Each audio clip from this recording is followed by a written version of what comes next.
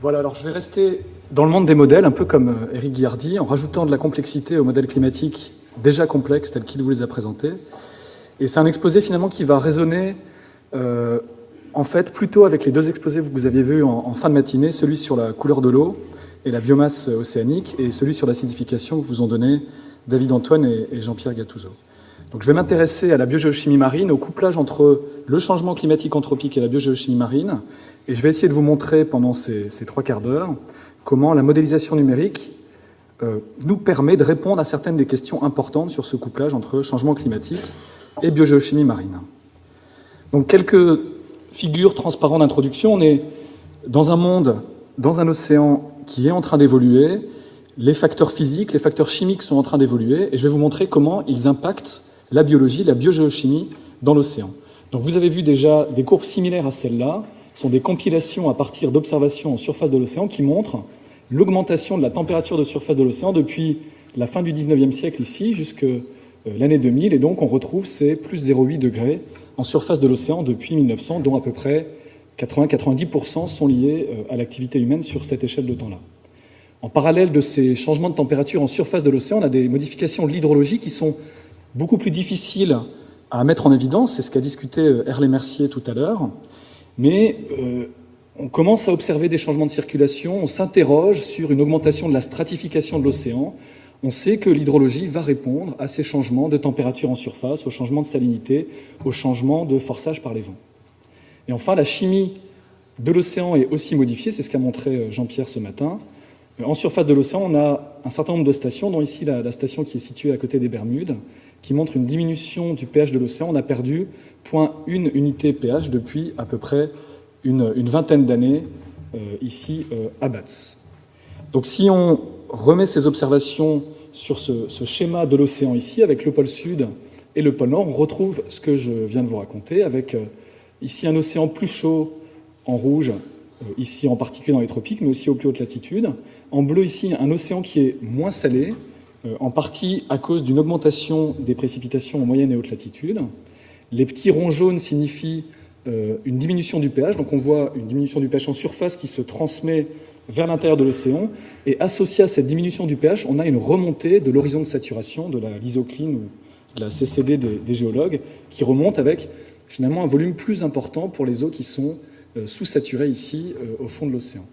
Et on a aussi des modifications de l'hydrologie. Donc, je remets un peu dans ce contexte-là, on va s'intéresser à la biogéochimie marine dans un océan qui est en train de changer de par sa physique et de par sa chimie. Donc qu'est-ce que c'est que la biogéochimie marine? Il y a de la biologie, il y a de la chimie, c'est un peu intermédiaire finalement. On se situe entre la physique et la dynamique océanique, dont on parlait Herlé et Éric, qui va influencer très fortement la biogéochimie marine. Et de l'autre côté, vous avez les écosystèmes marins avec du zooplancton, petits poissons, jusqu'aux grands prédateurs océaniques et les pêches. Et la biogéochimie océanique, finalement, c'est l'ensemble des processus qu'on trouve entre ces deux côtés de la chaîne. Et on va s'intéresser au cycle du carbone dans l'océan et aux échanges de CO2 à l'interface air-mer. On s'intéresse à la productivité marine, aux phytoplanktons, au premier niveau trophique, et aux zooplanctons, parce qu'ils ont une importance pour le cycle du carbone, et ils ont aussi une importance évidemment pour le reste de la chaîne trophique. On s'intéresse aux éléments nutritifs dans l'océan, nitrates, phosphates, le fer, les silicates, qui vont contrôler la productivité du phytoplancton.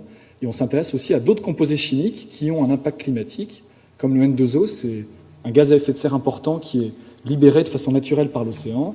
Le sulfure de diméthyle, un autre gaz soufré libéré par l'océan qui va avoir un impact sur la chimie de l'atmosphère et la présence de nuages et donc potentiellement un impact climatique.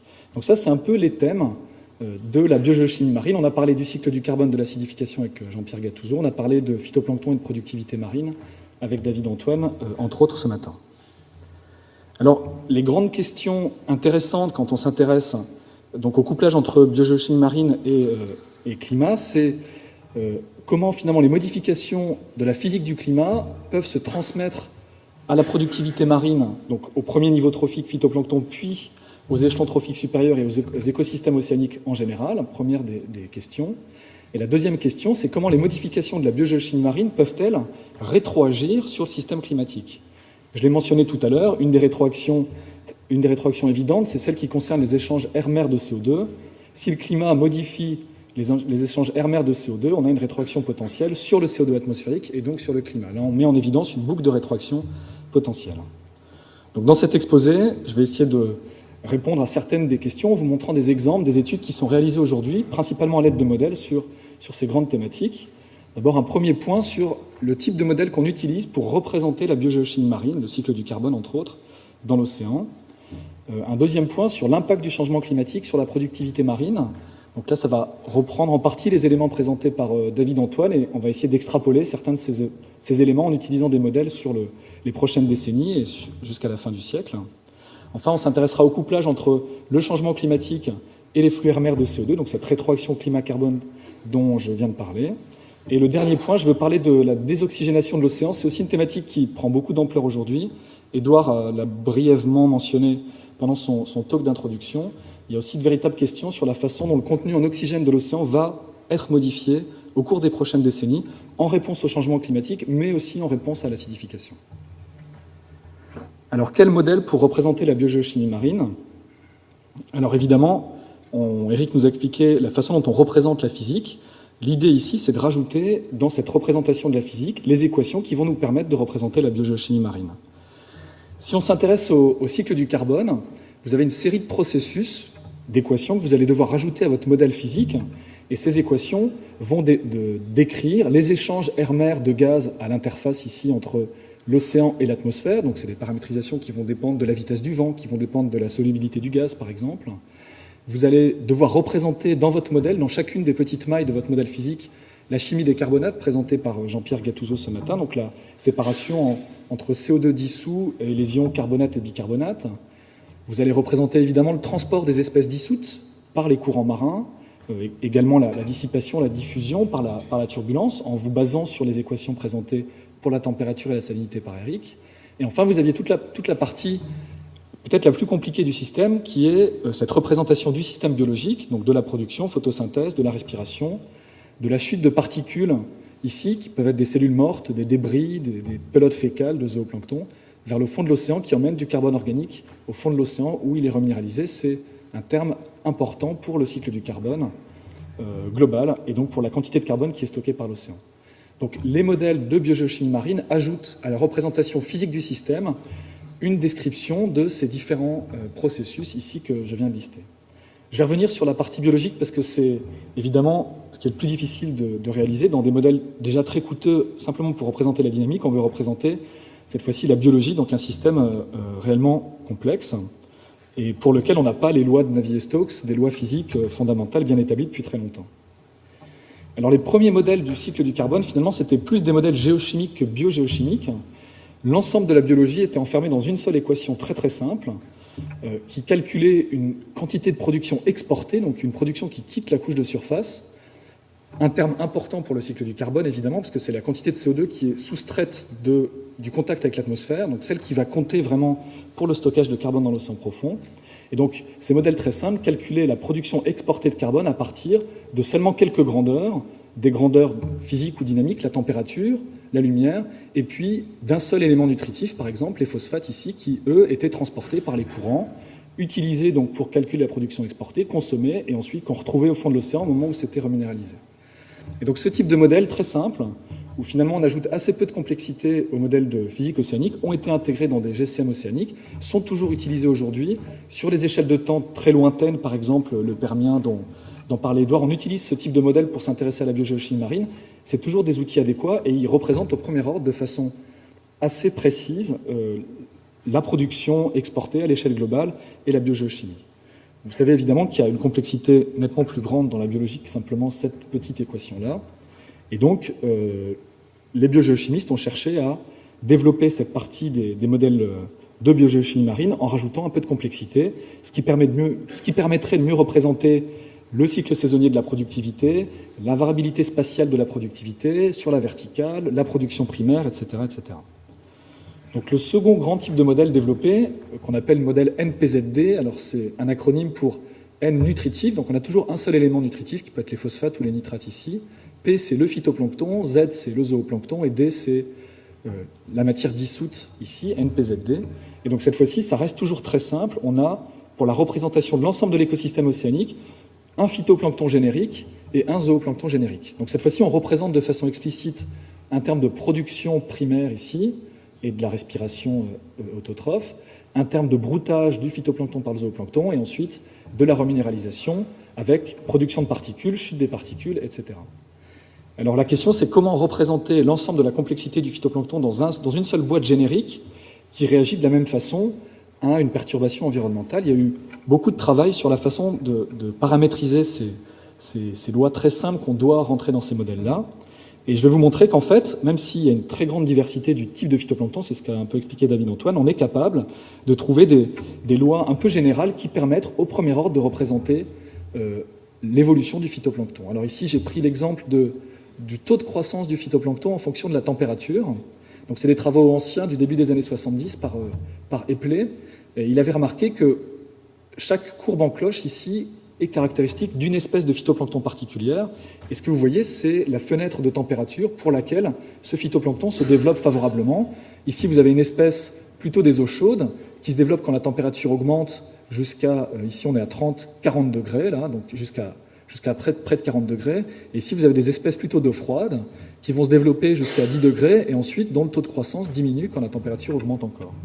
Et ce que Epley proposait à l'époque, c'était d'ajouter une courbe ici un peu enveloppe qui finalement est supérieure à toutes ces courbes en cloche ici et qui représentait un phytoplancton adaptable à toutes les conditions de température, mais qui représenterait, si vous voulez, l'évolution du taux de croissance moyen en fonction de la température. Donc c'est ce type de loi qui nous permettent d'utiliser de façon très simpliste un phytoplancton générique pour caractériser l'ensemble des espèces phytoplanctoniques dans l'océan. Alors, même si on a pour la température des choses assez simples ici, il y a quand même beaucoup de problèmes à représenter tout le phytoplancton dans une seule boîte. Et en particulier, il y a des grosses cellules, des petites cellules, des cellules qui vont utiliser des silicates pour fabriquer des tests silicatés, des cellules comme les coccolithophoridés qui font fabriquer des tests carbonatés en carbonate de calcium. Donc il y a une diversité grande de fonctions géochimiques du phytoplancton qui fait que c'est difficile de continuer à travailler avec un seul groupe de phytoplancton. Et donc depuis une petite dizaine d'années, finalement, il y a un certain nombre de groupes dans le monde qui ont pris le chemin finalement de complexifier la partie écosystème du modèle, donc en multipliant le nombre de groupes phytoplanctoniques. On parle de groupes phytoplanctoniques fonctionnels, on peut en avoir des modèles jusqu'à une dizaine de groupes, voire plus, plusieurs types de zooplancton caractérisés par leur taille. On représente aussi de façon explicite plusieurs types de nutriments, les grands éléments nutritifs dans l'océan qui limitent la production, donc pas seulement phosphate ou même nitrate, mais aussi le cycle de la silice, qui peut limiter la productivité de certains types de phytoplancton comme les diatomées, le cycle du fer aussi, il a été montré que c'était indispensable pour représenter la production dans certaines zones de l'océan. Et donc on arrive à une complexité de la biologie qui augmente petit à petit dans ce type de modèle. Et donc, comme l'a expliqué Eric, il y a toujours un peu une sorte de compromis entre la résolution du modèle, la durée de la simulation et ici la complexité du modèle biogéochimique. Alors comment, une fois que vous avez entré ces équations dans votre modèle de la physique de l'océan, vous réalisez des simulations sur quelques années, quelques dizaines d'années, quelques centaines d'années, à l'équilibre, et vous essayez de comparer ce que votre modèle calcule ici pour la chlorophylle de surface avec ce qu'observe le satellite ou les satellites, les outils satellitaires présentés par David-Antoine ce matin. Ici, vous avez une carte de la moyenne annuelle de la chlorophylle de surface en milligrammes par mètre cube, et ici, vous avez une carte simulée par un de ces modèles, le modèle Pisces, qui est en fait intégré au modèle NEMO dont parlait Eric. Et donc vous voyez qu'au premier ordre, ces modèles sont capables de représenter la forte productivité ou les chlorophylles importantes dans la zone d'upwelling équatoriale ici, le long des côtes, les grands déserts océaniques ici dans les gyres oligotrophes, une production avec des biais évidemment dans l'Atlantique Nord et peut-être une production aussi trop élevée ici dans l'océan austral. C'est ce type de résultats que sont capables de réaliser ces modèles. Ça, c'est pour la chlorophylle de surface.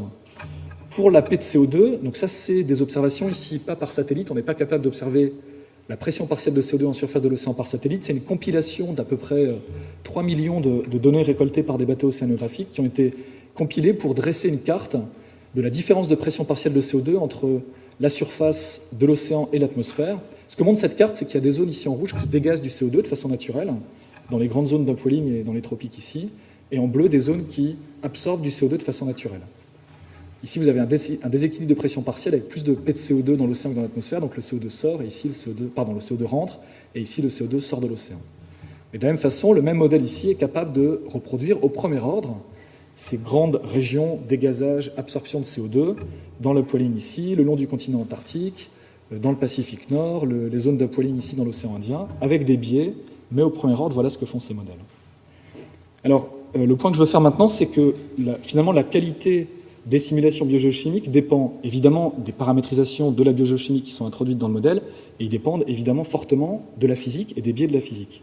Si vous mettez la biogéochimie dans un... Ah oui, avant de passer à la physique, ce modèle Pisces représente deux types de phytoplancton, des grosses cellules, les diatomées ici, qui utilisent de la silice pour fabriquer ce type de test, et puis des toutes petites cellules, le picophytoplancton, plus abondant dans les eaux chaudes et oligotrophes de l'océan. Et on commence à essayer de comparer ce que donne le modèle Pisces. Ici, c'est en couleur les zones où vous avez des diatomées, ces grosses cellules. Et puis ici, à partir d'un produit satelllital, les zones aussi où, a priori, on est capable, depuis l'espace, de repérer préférentiellement ces grosses cellules. Donc on peut aller plus loin que simplement la chlorophylle de surface pour évaluer ces différents modèles. Voilà. Et ici, c'est ce modèle dans une simulation du modèle NEMO au demi-degré. Vous voyez une différence de pression partielle de CO2. Évidemment, quand vous avez de la physique haute résolution, vous pouvez avoir accès à des champs biogéochimiques à assez haute résolution. Ici, vous voyez l'upwelling et les ondes équatoriales qui se traduisent en delta P de CO2 ou en flux RMR de carbone à l'équateur. Alors, évaluer les modèles couplés, vous pouvez le faire en climatologie. Donc cette fois-ci, le modèle biogéochimique, si on s'intéresse au changement climatique, on l'a non seulement introduit dans le modèle d'océan, mais on l'a introduit dans le modèle système Terre parce qu'on s'intéresse à l'évolution du système climatique. Vous avez déjà vu ces figures-là, c'est les travaux de Behrenfeld qui montraient cette corrélation entre la productivité, ici en gris, et un indice physique qui finalement témoigne de la variabilité ENSO, qui témoigne ici des anomalies de stratification dans les océans tropicaux. Et ce que montrait Behrenfeld, c'était un lien étroit entre la productivité marine totale et la variabilité climatique interannuelle. Donc c'est évidemment très intéressant et très important de tester nos modèles. Est-ce qu'ils sont capables de reproduire ces diminutions de productivité en réponse à un événement El Niño, et puis une augmentation de la productivité en réponse à l'événement La Niña? Ce qu'on ne peut pas faire avec les modèles couplés, c'est de comparer année par année, parce que votre modèle couplé il a sa propre variabilité interne, et il ne va évidemment pas faire un El Niño spécifiquement en 97-98. Donc on travaille en fait sur des statistiques et sur des liens statistiques entre ces grandeurs, entre la physique et la biogéochimie marine, ici. Donc ça, c'est la même figure que précédemment, avec les anomalies de production primaire, ici, et les anomalies de SST ou de stratification dans la même zone, entre 1997 et 2005, sur la période dont disposait Behrenfeld pour faire ces calculs. Donc dans le modèle couplé de l'IPSL, dans lequel on avait introduit ce modèle de biogéochimie marine, on a regardé aussi de façon statistique, sur une période de 30 ans ici, les liens entre la productivité en noir, la stratification en rouge et la SST ici en rouge foncé. Et ce que montre le modèle, c'est que peut-être on ne reproduit pas des El Niño aussi importants que celui qui avait eu lieu en 97-98, mais le modèle montre une très bonne corrélation entre productivité et la physique de l'océan et les El Niño et les La Niña. Donc cette relation entre biologie et physique semble être reproduite par le modèle. Et c'est ce qui va permettre finalement de valider le modèle pour l'utiliser pour les climats futurs. Donc là, vous avez cette relation entre les anomalies de productivité, donc moins en période El Niño, plus en période La Niña ici, et ici les anomalies de stratification de l'océan. En noir, vous avez la relation obtenue à partir des observations de couleur de l'eau pour les anomalies de productivité, et en rouge, vous avez la relation calculée par le modèle avec une physique donnée, quelle est la réponse de la biologie, et vous voyez que le modèle ne reproduit pas des El Niño aussi forts que celui de 97-98, mais que la relation, en tout cas, simulée par le modèle, semble assez correcte. L'autre point positif également, c'est que les zones qui répondent à El Niño par une diminution de la productivité sont assez similaires entre les observations ici, donc diminution de productivité à l'est du bassin, augmentation plutôt à l'ouest ici, et dans le modèle on retrouve exactement les mêmes patterns, et donc ça évidemment c'est aussi un élément de confiance pour utiliser ce type de modèle pour faire de la projection de la productivité océanique en réponse au changement climatique. Je vais m'arrêter là pour la partie évaluation. On utilise aussi ces modèles-là pour s'intéresser à des périodes passées nettement plus anciennes, le dernier maximum glaciaire, des événements de Heinrich, comme a mentionné Édouard ce matin, ou même encore plus dans le passé. Donc on essaie d'utiliser au maximum toutes les informations de la paléo-océanographie pour tester ce type de modèle. Alors, changement climatique et productivité marine. Je vais commencer par montrer des résultats anciens avec des simulations climatiques à l'époque assez simple où on réalisait seulement 70 ans de simulation, le CO2 augmente de 1% par an. C'est des simulations un peu idéalisées qui permettent de tester un peu le fonctionnement du système dans ces modèles-là. Mais c'est un modèle couplé avec un océan, une atmosphère, une résolution à peu près d'une centaine de kilomètres dans l'océan. Donc vous avez ici l'augmentation du CO2, vous avez l'augmentation des températures de surface. Ici, donc, il y avait deux modèles qui avaient été utilisés à l'époque. Augmentation des températures de surface. Et ici, vous avez la réponse de la production. Alors là, c'était la production exportée à ce changement climatique simulé. Ce que montraient les modèles à cette époque-là, c'était une diminution de la production exportée entre la période actuelle, si vous voulez, et 2 fois CO2 qui pourrait correspondre à une fin du XXIe siècle. Donc une diminution de la production d'environ 5 à 10% à la fin du siècle pour différents modèles couplés climatiques et aussi différents modèles biogéochimiques. Alors cette diminution globale de la production exportée, en fait, elle se répartit de façon très hétérogène dans l'océan, avec ici ce que simulait ce modèle-là. C'était une diminution très forte de la productivité dans la zone tropicale et plutôt une augmentation de la productivité dans l'océan austral, en rouge ici, et dans le Pacifique Nord. Donc vous voyez qu'on a une diminution à l'échelle globale de moins 5 à moins 10%, mais une augmentation aux hautes latitudes. Et ce contraste entre les différentes latitudes, vous le voyez ici sur cette moyenne zonale, le pôle sud, le pôle nord, augmentation au nord et au sud, et une diminution dans les tropiques. Alors les mécanismes dans le modèle pour expliquer ces modifications sont ceux dont a parlé David Antoine ce matin, avec dans les tropiques et les moyennes latitudes, finalement, une productivité principalement limitée par l'abondance des éléments nutritifs qui viennent de la subsurface ou de l'océan profond, et avec, quand vous réchauffez le climat, vous stratifiez votre océan, vous avez moins d'éléments nutritifs qui arrivent en surface et vous diminuez la production phytoplanctonique et la quantité de biomasse ou de chlorophylle dans l'océan de surface. Et haute latitude, en particulier dans l'océan austral, la production en été est assez fortement limitée par la lumière et par des couches de mélange très profondes qui diluent le phytoplancton sur des zones où il n'est pas éclairé. Et donc quand vous stratifiez l'océan, c'est ça que simulaient les modèles à cette époque-là, quand vous stratifiez l'océan, finalement, vous vous retrouvez avec plus de productivité parce que vous diminuez la limitation par la lumière. Alors on peut le voir aussi sur des cartes ici, la stratification de l'océan augmente avec le réchauffement en surface et avec une diminution des salinités aux moyennes et hautes latitudes. Vous diminuez la quantité d'éléments nutritifs en surface de l'océan, et en fait, ce qu'on verrait sur des cartes de chlorophylle de surface, c'est une augmentation de la surface des gyres oligotrophes. Ces gyres où vous êtes très fortement limité par l'abondance en nutritifs. Ici, ce que montrent ces modèles, c'est qu'elles vont augmenter avec le changement climatique. Et de l'autre côté, dans les zones de plus haute latitude ici, vous avez une augmentation de la saison de croissance parce que vous avez moins de limitations par la lumière. Donc ça, c'est des travaux qui datent de quelques années maintenant, avec une série de modèles. Aujourd'hui, il y a plusieurs groupes qui ont réalisé des simulations assez similaires en utilisant des modèles plutôt du type du modèle dont j'ai parlé tout à l'heure pendant l'évaluation, avec différents modèles climatiques, différents modèles biogéochimiques, et on commence à utiliser cette comparaison de modèles pour essayer de savoir ce qui est robuste et ce qui ne l'est pas. Et vraiment, cette comparaison de différents modèles, c'est ce qui nous apprend. Ça nous apprend beaucoup sur les mécanismes et sur ce qu'on peut a priori déterminer comme robuste et ce qui, par contre, semble beaucoup plus indécis. Donc là, vous avez le modèle de l'IPSL avec la production pour l'année 2000, et ici le changement en 2100 pour un scénario SRES A2 de l'IPCC du dernier rapport, avec toujours une augmentation en zone australe, une diminution ici dans les tropiques et une diminution très importante aussi dans l'Atlantique Nord.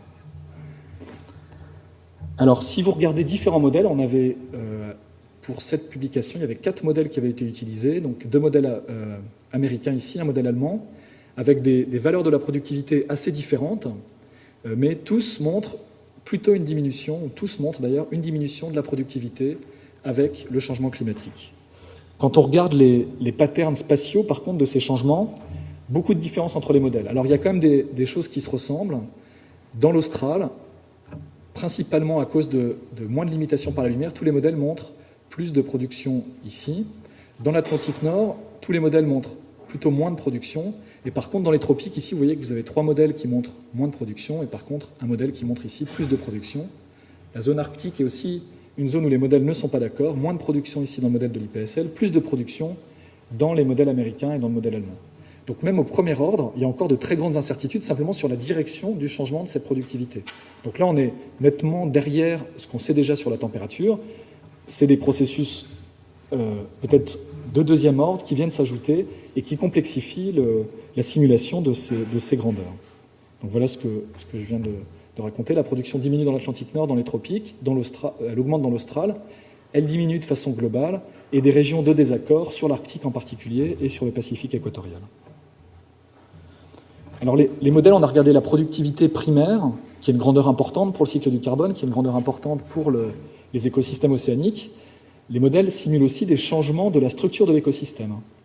Ici, avec ce modèle Pisces qui représentait des grosses cellules, les diatomées, et puis des petites cellules nano-phytoplancton, avec ces simulations, a pu être montré que le changement climatique allait favoriser des petites cellules au détriment de grosses cellules phytoplanctoniques. Et en fait, les conditions plus oligotrophes, donc moins riches en nutritifs ici, sont plus favorables aux petites cellules qu'aux grosses cellules. Et donc on voit aussi avec ce type de modèle des changements de la structure de l'écosystème phytoplanctonique. Il y a d'autres travaux avec un autre modèle montrés pour un autre type de phytoplancton, cette fois-ci les cyanobactéries qui sont capables de fixer de l'azote atmosphérique. Ces chercheurs avaient montré que le réchauffement de la planète et de l'océan de surface en particulier pouvait favoriser ce type de phytoplancton et donc favoriser la fixation d'azote par les cyanobactéries dans l'océan du futur. Alors pour terminer sur cette partie production écosystème, j'aimerais juste mentionner le fait qu'il y a plusieurs groupes qui commencent à travailler sur le couplage entre ces modèles biogéochimiques de bas niveau trophique, si vous voulez, avec des modèles de niveau trophique supérieur. Alors évidemment aujourd'hui c'est des résultats à prendre avec beaucoup de pincettes parce que vous voyez qu'on rajoute à une couche déjà très incertaine une couche qui l'est également. Il y a beaucoup de pression sociétale, si vous voulez, sur ce type de simulation, mais qu'il faut prendre avec beaucoup de distance. Donc avec les sorties de modèles biogéochimiques qui calculent des quantités de phytoplancton, de zooplancton, il existe des modèles utilisés par les gens qui s'intéressent aux pêcheries pour calculer les stocks de thon. Ici, c'est le thon obèse dans le Pacifique, un modèle qui calcule le développement du thon depuis ici les larves de thon obèse et le thon adulte à partir des sorties d'un modèle biogéochimique climatique. Et donc ont été réalisées des premières simulations où vous pouvez regarder, ici c'est l'évolution de 1900 à 2100 de la productivité à l'ouest du Pacifique, à l'est du Pacifique, et ici vous avez la réponse des larves et des concentrations d'adultes de thon obèse dans le Pacifique à ces changements de productivité, de température et d'oxygène. Et donc ce que montrait cette étude particulière, donc encore une fois avec un modèle, à prendre avec des pincettes évidemment, ça montre plus un démonstrateur qui permet de montrer qu'on peut mettre en place ce type de simulation. Moins de productivité, on obtenait quand même plus de larves et plus de thon obèse ici, principalement à cause de l'augmentation de température qui permettait un développement favorable des larves de thon aussi, et à l'augmentation de l'oxygène en subsurface dans cette simulation qui permettait aussi aux adultes de se développer plus favorablement. Donc sur la productivité, pour les prochaines décennies, si on s'intéresse à ce que simulent les modèles, dont j'ai essayé de montrer la façon dont on les évaluait d'abord, ils montrent tous une réduction de la production primaire marine en réponse au changement climatique, avec une opposition entre haute latitude, basse latitude, et des mécanismes qui sont liés à une augmentation de la limitation par les éléments nutritifs, qui est liée à la stratification de l'océan, et à moins de limitation par la lumière aux hautes latitudes. Des changements de structure de l'écosystème en défaveur des grosses cellules, des diatomées par exemple, et des modifications potentielles qui sont transmises au plus haut niveau trophique de l'écosystème, et donc qui pourraient affecter les ressources marines. Oui, je n'ai pas mentionné que dans les simulations précédentes, évidemment, c'était des simulations où il n'y avait pas de pêche, et on regardait simplement l'effet du climat sur l'évolution d'une espèce de thon qui, en parallèle, est évidemment pêchée et de façon très importante. Alors, je vais parler maintenant du changement climatique et des flux ère-mer de CO2. Donc, vous avez déjà vu ces chiffres-là avec un figuré un peu différent. C'est l'état du cycle du carbone pour la décennie 2000-2009, ici, avec les émissions liées à la combustion des fuels fossiles et à la déforestation. Vous avez à peu près 9 pétagrammes de carbone, donc 9 milliards de tonnes de carbone qui sont libérées chaque année dans l'atmosphère et qui sont responsables de cette augmentation du CO2 atmosphérique, ici mesurée à Mauna Loa depuis la fin des années 50. Donc le CO2 augmente de presque 2 ppm par an, ce qui correspond à 4 gigatonnes de carbone par an, et donc vous avez à peu près la moitié du carbone qui s'accumule dans l'atmosphère. L'autre moitié est prélevée par les puits naturels, la biosphère terrestre et l'océan. Donc dans l'océan, chaque année, vous avez 2,3 pétagrammes de carbone par an qui sont absorbés par l'océan et qui vont, Jean-Pierre l'a expliqué ce matin, causer ce qu'on appelle l'acidification de l'océan. Donc l'océan nous rend évidemment un grand service en limitant la façon dont le CO2 évolue dans l'atmosphère, Ce que vous voyez aussi, c'est que la trajectoire future de cette évolution du CO2 atmosphérique va dépendre du scénario, donc du scénario économique, de la quantité de CO2 qui va être émise par l'homme, mais cette trajectoire va dépendre également de la façon dont la biosphère terrestre et l'océan vont continuer ou pas à absorber du CO2. Et donc c'est la boucle de rétroaction que je mentionnais auparavant. Dans la façon dont les scénarios du GIEC avaient été pensés dans les premiers rapports du GIEC, c'était on a des scénarios d'émissions qui viennent des économistes et qui représentent différents types de développement du monde industriel, entre autres. Ensuite, vous traduisez ces scénarios d'émissions en concentration en faisant une hypothèse sur les puits naturels de carbone par l'océan et la biosphère terrestre. Et ensuite, vous utilisez ces concentrations pour forcer vos modèles de climat qui vont calculer des évolutions de température, de précipitation, etc., à l'échelle globale, à l'échelle régionale. Ici, vous voyez que si ce climat simulé, ce réchauffement, impacte la façon dont les puits naturels pompent du carbone, vous avez une rétroaction potentielle. Le CO2 peut augmenter plus vite ou plus lentement que ce que vous avez prévu parce que le climat interfère avec le puits de carbone océanique ou le puits de carbone terrestre. Alors, on utilise ces modèles de cycle du carbone pour répondre à cette question: comment le puits de carbone va évoluer au cours des prochaines décennies en réponse à l'augmentation des émissions et en réponse au changement climatique. Alors, un premier point sur l'évaluation du cycle du carbone dans ces modèles de carbone. Ici, vous avez une carte que vous ont déjà montrée Édouard et je crois Jean-Pierre ce matin. C'est la quantité de carbone anthropique intégrée sur la verticale qu'on retrouve dans l'océan. Donc c'est une estimation à partir de mesures océaniques publiée par Sabine en 2004. Donc c'est l'inventaire du carbone anthropique sur la verticale. Et donc les modèles océaniques dont j'ai parlé, qui incluent le cycle du carbone océanique, sont capables de représenter, avec des biais plus ou moins importants, cette pénétration du carbone anthropique dans l'océan. Et donc ici, je compare à la climatologie de Sabine, ici du carbone anthropique, à partir d'observations, des résultats de simulation avec 3 modèles, un modèle français, un modèle américain ici et un modèle allemand. Vous voyez qu'il y a des grosses différences, il y a des biais, mais tous les modèles retrouvent évidemment l'Atlantique Nord, qui est un des principaux sites de pompage de carbone anthropique, et puis l'océan austral aussi, où vous avez une quantité très importante de carbone anthropique qui est pompé par l'océan.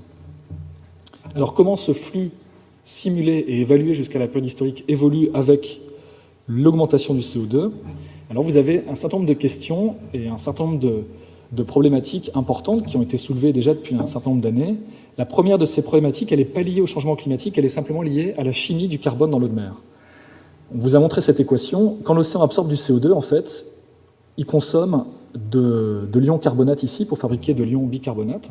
Et donc cet ion carbonate, en fait, il agit un peu comme un tampon et il permet de tamponner le CO2 pour fabriquer cet ion bicarbonate. Et évidemment, ce qu'a montré Jean-Pierre Gattuso ce matin, c'est que les concentrations de l'ion carbonate allaient diminuer très fortement au cours des prochaines décennies, ce qui ne va pas sans causer de problème pour les espèces calcifiantes, mais que cette concentration allait diminuer fortement. Et simplement la chimie du carbone nous laisse penser que l'efficacité de l'océan à pomper du CO2 va se réduire dans les prochaines décennies, simplement à cause de la diminution de la concentration de l'ion carbonate. C'est un effet simplement chimique qui est indépendant du changement climatique. Quand le CO2 augmente ici de façon exponentielle pour un scénario donné entre 2000 et 2100, ici vous avez le flux de carbone calculé par des modèles pour ce scénario d'augmentation du CO2, et vous voyez que le puits de carbone océanique ne suit pas l'évolution du CO2. Vous avez une saturation de ce puits de carbone qui est liée à la chimie du carbone dans l'eau de mer. Donc quand vous consommez les ions carbonates, vous saturez votre puits et vous pouvez pomper moins de CO2 par l'océan simplement à cause de cette chimie du carbone. Donc ça, différents modèles qui montrent tous cet effet de saturation, même si vous voyez qu'il y a quand même une grande incertitude sur la quantité de carbone potentiellement pompée par l'océan à la fin du siècle. Ensuite, vous avez la question dont j'évoquais l'importance au début, c'est l'impact du changement climatique sur le puits de carbone océanique. Le premier effet, qui est un effet très simple, est lié à la solubilité du gaz dans l'eau. Si vous réchauffez l'océan de surface, vous diminuez la solubilité du CO2 dans l'eau de mer, et ça va jouer négativement sur le puits de carbone, et donc ça contribue à une rétroaction positive. Plus vous réchauffez, moins la solubilité du CO2 est importante, moins vous pouvez pomper de CO2, et plus vous en laissez dans l'atmosphère. Il y a un autre effet important qui a été documenté et mis en évidence avec les modèles du cycle du carbone, c'est un effet du changement de la physique sur la pénétration du carbone anthropique. Vous avez bien vu que le carbone anthropique pénètre dans les zones, l'océan austral et l'Atlantique Nord, les zones qui sont en connexion avec l'océan profond. Et si vous stratifiez votre océan, si vous empêchez les eaux de surface de se mélanger avec les eaux de subsurface ou les eaux profondes, vous allez empêcher le carbone anthropique de pénétrer dans l'océan profond et vous allez saturer plus vite l'océan de surface. Et donc ces deux effets, c'est les effets principaux qui ont été mis en évidence et qui permettent de comprendre pourquoi l'impact du changement climatique est négatif sur les puits de carbone océaniques. C'est ce qui a été montré par une série de simulations. Ici, il y a à peu près 10 groupes dans le monde qui ont réalisé ces simulations. Ici, vous avez le réchauffement de la température. Donc finalement, c'est une indication du changement climatique. Vous partez ici à la période pré-industrielle et l'océan, mais l'ensemble du globe se réchauffe. Et ici, vous avez le changement de stockage de carbone dans l'océan qui est lié à ce changement climatique. Donc en fait, on fait différentes expériences de sensibilité avec ce type de modèle et on regarde la partie du stockage de carbone qui est liée simplement à l'effet du changement climatique sur le puits de carbone dans l'océan. Et ce que montrent tous ces modèles, c'est que quand vous réchauffez l'océan, quand vous stratifiez l'océan, vous pouvez pomper moins de carbone dans l'océan jusqu'à la fin du siècle. Donc, quand même une grande incertitude. Vous voyez, il y a un facteur 5 pour le même réchauffement entre des modèles qui prédisent une rétroaction plus faible et des modèles qui prédisent une rétroaction plus forte. La réduction du puits de carbone en 2100, dans ces différents modèles, la réduction qui est liée au changement climatique, elle est de 5 à 25%. Donc l'effet du changement climatique, c'est de réduire d'un quart à peu près la capacité de l'océan à pomper du CO2 au cours des prochaines années et décennies. Alors comment cette rétroaction se traduit sur les températures de surface? Ici, vous avez en noir, pour un scénario de concentration donné, l'évolution des températures en surface. Donc c'est les exercices sémiques pour le scénario stress à 2.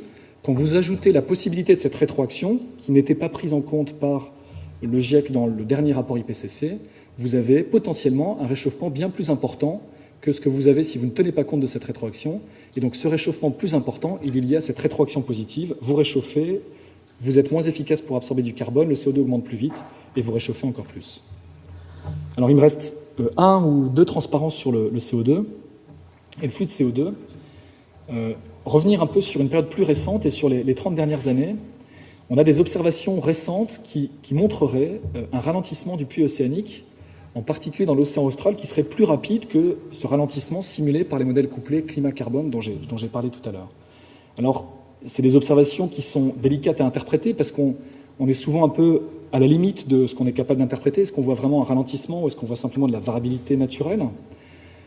Mais ce que montrait cette étude de Lequeret et al. Dans Science en 2007, c'est que ici vous avez en rouge un puits de carbone qui augmente vers le bas, et qui serait le puits de carbone qui répondrait à l'augmentation du CO2 atmosphérique.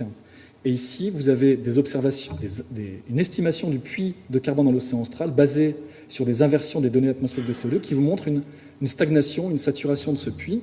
Et donc, il y a eu beaucoup de questions sur les mécanismes qui permettaient d'expliquer cette saturation du puits. Le CO2 continue à augmenter, on s'attendrait à ce que le puits augmente, et pourtant, il a l'air de saturer. C'est ce que montrent ces inversions basées sur des observations atmosphériques.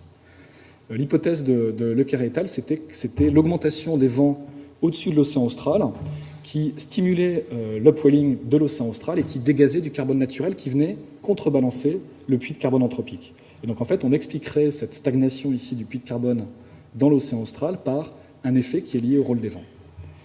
Et ce qu'ont montré Lenton et ses co-auteurs en 2010 ici, c'est que cette augmentation des vents ici, que vous voyez en rouge, entre les années 2000 et puis les années 70, pouvait être en grande partie attribuée au trou d'ozone dans la stratosphère, qui va modifier les champs de pression dans l'atmosphère, qui va modifier les champs de pression et les vents en surface, et cette modification des vents va à son tour modifier la circulation océanique et les puits de carbone océaniques. Donc dans un modèle couplé climatique dans lequel vous ajoutez ce forçage par une diminution de l'ozone stratosphérique, vous êtes capable de reproduire cette saturation du puits océanique dans l'austral ici. Donc vous voyez la complexité du système, ce n'est pas seulement le cycle du carbone, le climat physique, la biogéochimie marine, c'est aussi ici la chimie atmosphérique, le trou d'ozone dans la stratosphère, etc., etc.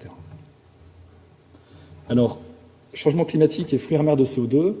Donc, les modèles simulent un puits de carbone qui est toujours positif au cours du XXIe siècle pour les scénarios hauts de forte augmentation des émissions de carbone, mais le changement climatique réduit l'efficacité de ce puits et c'est principalement des mécanismes, dans les modèles aujourd'hui, des mécanismes qui sont liés à la solubilité, à la stratification de l'océan.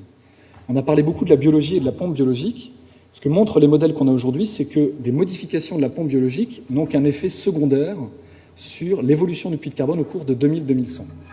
Ça ne veut pas dire que ce n'est pas important de représenter la biologie, parce que la biologie est importante au premier ordre pour représenter le cycle du carbone naturel, les gradients naturels de carbone. Et évidemment, quand on s'intéresse à des périodes plus anciennes, la biologie va avoir un rôle de plus en plus ancienne ou plus loin dans le futur, va avoir un rôle de plus en plus important. On n'est pas à l'abri, évidemment, aussi de modèles qui représentent la biologie de façon beaucoup trop simpliste, avec peut-être pas assez de variations, qui pourraient laisser à la biologie un rôle plus important pour ces prochaines décennies. Et enfin, je voulais mentionner le fait qu'il y a une variabilité décennale très importante, difficile du coup d'évaluer ou de comparer les modèles aux observations, et aussi dire une dernière fois que c'est un système très compliqué avec beaucoup d'autres forçages, en particulier, ici j'ai montré l'importance de l'ozone stratosphérique pour le puits de carbone océanique. Alors, quelques transparences sur l'oxygène, dont on n'a pas tellement parlé aujourd'hui.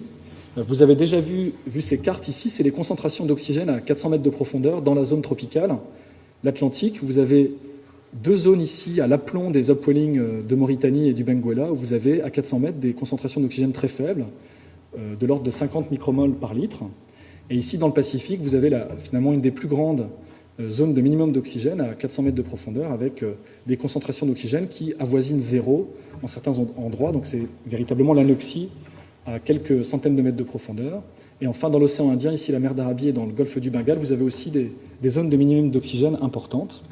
Alors pourquoi on s'intéresse à l'oxygène dans l'océan? On s'intéresse à l'oxygène parce que, aux zones à minimum d'oxygène, pardon, dans l'océan, parce que quand vous avez plus d'oxygène, en fait, pour reminéraliser la matière organique, les microbes vont utiliser des nitrates et faire ce qu'on appelle la dénitrification. Et au cours de ce processus, ces microbes produisent une quantité importante de N2O, qui est le protoxyde d'azote et qui est un gaz à effet de serre important.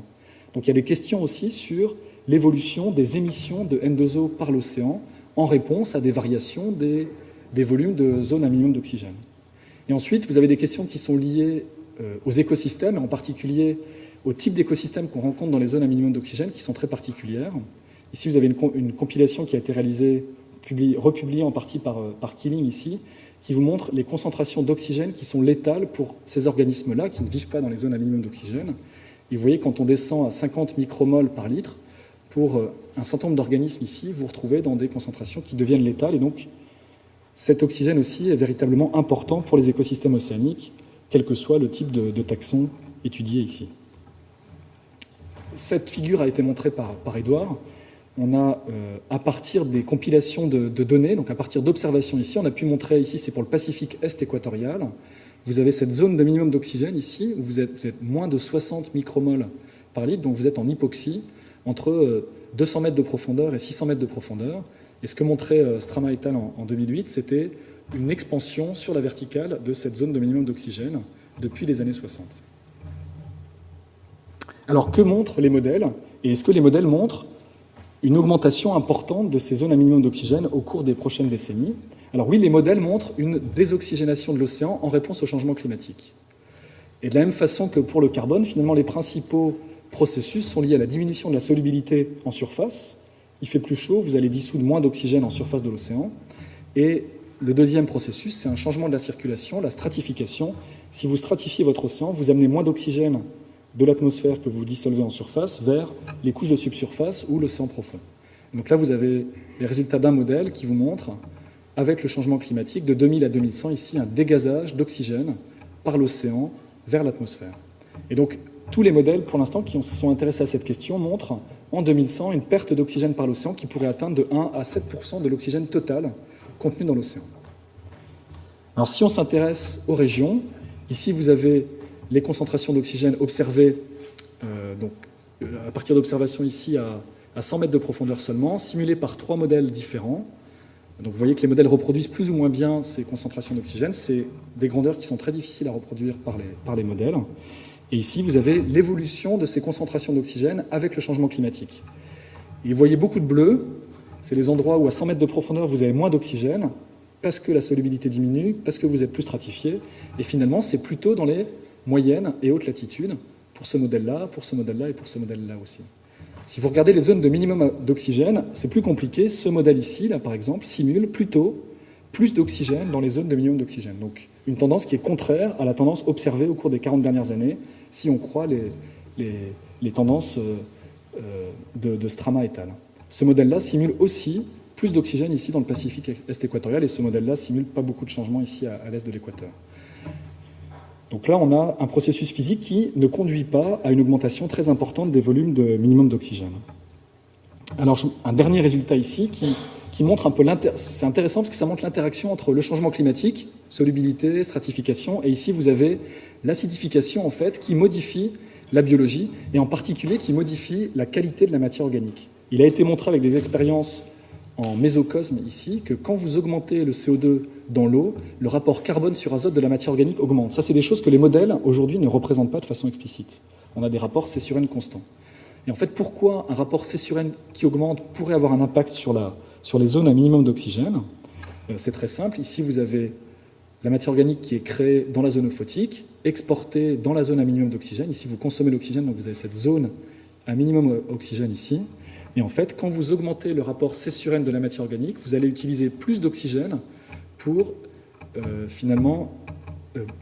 pour reminéraliser la même quantité d'azote, et donc vous allez augmenter le volume des zones à minimum d'oxygène. Et donc ce processus n'était pas pris en compte dans les modèles précédents, et des études très simples, avec des modèles plus simples que les précédents, montrent que quand vous tenez compte de l'acidification, ici vous avez le volume moyen des zones à minimum d'oxygène dans l'ensemble de l'océan.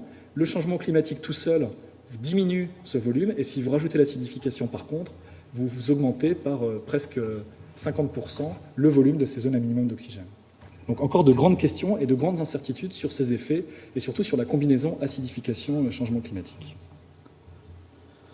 Alors, désoxygénation de l'océan en réponse au changement climatique, principalement localisée aux hautes et moyennes latitudes, avec les mécanismes dont j'ai déjà parlé. La réponse des ZMO, plus incertaine, et donc un rôle couplé très important entre à la fois changement climatique et l'acidification de l'océan. Alors j'aimerais conclure sur le fait qu'on a abordé principalement les effets du changement climatique, on a parlé de l'acidification, mais ce ne sont pas les seuls forçages anthropiques qui aujourd'hui agissent sur la biogéochimie marine. Donc on retrouve le changement climatique ici, qui va jouer sur la production primaire, sur le flux de carbone dans l'océan, sur la désoxygénation. On retrouve l'acidification ici, qui va jouer sur les mêmes quantités. Et vous avez d'autres problèmes, d'autres forçages. L'apport de nutritifs ici, lié à l'agriculture principalement par les rivières, des dépôts d'azote réactifs par transport atmosphérique qui sont liés à la quantité d'azote libérée par la combustion des fuels fossiles, mais qui sont aussi liés à l'agriculture. Et donc ces forçages aussi modifient la biogéochimie marine, principalement en zone côtière, mais pour les dépôts atmosphériques, pourraient aussi modifier la biogéochimie en zone ouverte hauturière. Deux figures pour conclure, ça c'est les dépôts d'azote en 1860 simulés par un modèle de chimie et de dépôts atmosphériques, et ici c'est les dépôts d'azote à l'océan en 2000, vous voyez, une multiplication par presque 5 de la quantité d'azote qui est amenée à l'océan par l'atmosphère. Et le dernier transparent, c'est ces zones côtières ici. Ici, c'est à la fin des années 70, à la fin des années 2000 ici, une compilation des zones côtières qui sont devenues anoxiques, donc qui ont consommé tout l'oxygène avec des impacts importants pour l'écosystème et sûrement liés à l'apport de nutritifs par les rivières dont parlait David Antoine ce matin. Donc la conclusion, c'est qu'on s'intéresse au changement climatique, on s'intéresse à l'acidification, il faut essayer de voir le système comme un tout avec des forçages anthropiques qui sont multiples et qui font intervenir, en particulier dans les zones côtières ici, d'autres mécanismes liés à l'apport de nutritifs ou à la pollution et des métaux lourds dont on a évoqué l'existence ce matin. Voilà, je vais m'arrêter ici. Je vous remercie de votre attention.